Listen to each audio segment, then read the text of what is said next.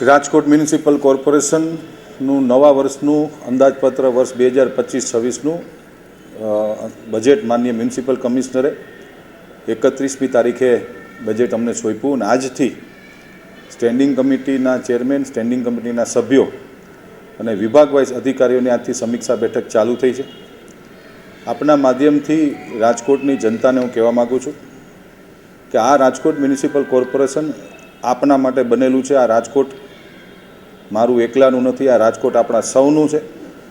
આવનારા વર્ષનું નવું અંદાજપત્ર, નવું બજેટ આપને અનુકૂળ પડે એવી રીતે અમે લોકો ભારતીય જનતા પાર્ટીના શાસકો પ્રયત્ન કરી રહ્યા છીએ અને નવા વર્ષની અંદર સારું અને સરળ બજેટ આપને મળે એવી અમે લોકો પ્રયત્ન કરી રહ્યા છીએ.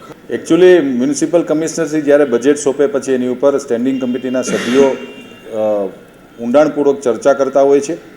ચર્ચાના બાદ સ્ટેન્ડિંગ કમિટીમાં આ બજેટ આવતું હોય છે. બજેટ મંજૂર થઈ ગયા બાદ હું કહી શકીશ, પરંતુ આપના માધ્યમથી જરૂરથી કહેવા માગું છું કે રાજકોટ, મેં જેમ કીધું એમ, મારું એકલાનું નથી, રાજકોટ આપણા સૌનું છે. આપણા સૌના રાજકોટ માટેનું આપણું સારું બજેટ આવનારા દિવસોની અંદર સ્ટેન્ડિંગ કમિટી દ્વારા અમે લોકો રજૂ કરવાના. હું આપને એ જ કહેવા માગું છું કે આ રાજકોટ મારું એકલાનું નથી, આપણું આખા રાજકોટ આપણું સૌનું છે. રાજકોટ મહાનગરપાલિકામાં પ્રજાના આશીર્વાદથી ભારતીય જનતા પાર્ટીના અમે સૌ કાર્યકર્તાઓ કામ કરી રહ્યા છીએ. અમે આને સત્તાનું માધ્યમ નથી ગણતા, અમે આને સેવાનું માધ્યમ જ્યારે ગણતા હોઈએ છીએ ત્યારે એટલી જરૂરથી ખાતરી આપું છું કે રાજકોટના લોકોને હળવું ફૂલ બજેટ આવનારા દિવસોમાં મળશે, જેની હું ખાતરી આપું છું. સાંજ સમાચાર ફેસબુક પેજને લાઇક કરો, વિડીયો શેર કરો અને વધુ વિગતવાર સમાચાર માટે sanssamachar.net વિઝિટ કરો.